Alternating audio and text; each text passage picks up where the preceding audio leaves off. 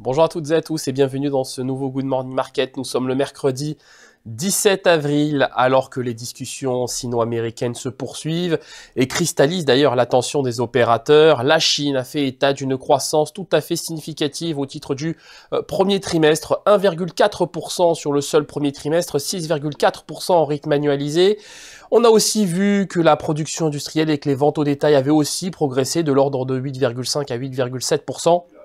Donc statistique évidemment très bonne et qui quelque part prouve que l'action monétaire et budgétaire d'une part de la Banque populaire de Chine et d'autre part du gouvernement chinois porte ses fruits, et c'est précisément ce que saluent ce matin les opérateurs, bien que certains, bien que la toile de fond globale reste assez mitigée puisque les indices européens évoluent en ordre dispersé, mais force est de constater que le DAX ou encore que les futurs américains, eux de leur côté, évoluent en territoire positif, et d'ailleurs que le pétrole aussi évolue autour du niveau des 64, au-dessus d'ailleurs des 64 dollars le baril. Passons tout de suite au calendrier économique de ce mercredi. Vous allez voir qu'il est assez chargé, voilà, donc et c'est tant mieux d'ailleurs.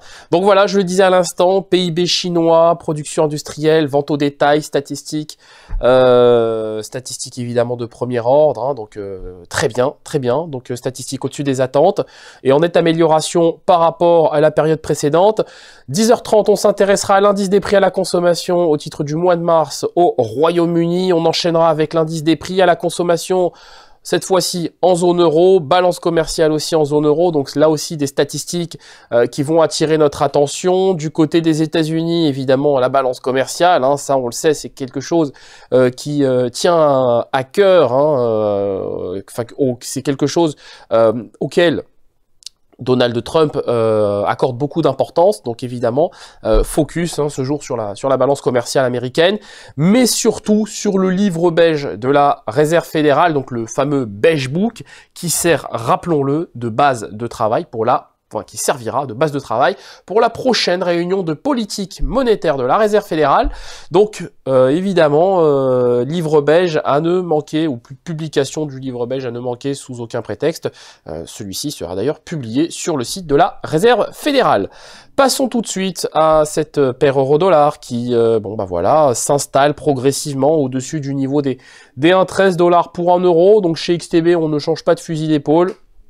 Nous restons attachés à notre conviction acheteuse sur cette paire euro-dollar. Nous pensons que la paire pourrait bien retrouver le niveau des 1,1330. On continue de le penser.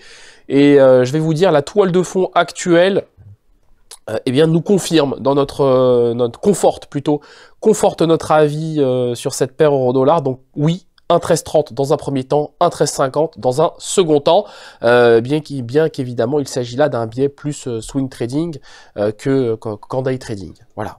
Le DAX 30 qui, lui, on le voit, continue de consolider au-dessus du niveau des 12 100 points, donc plus haut annuel sur le DAX 30. On a des indices qui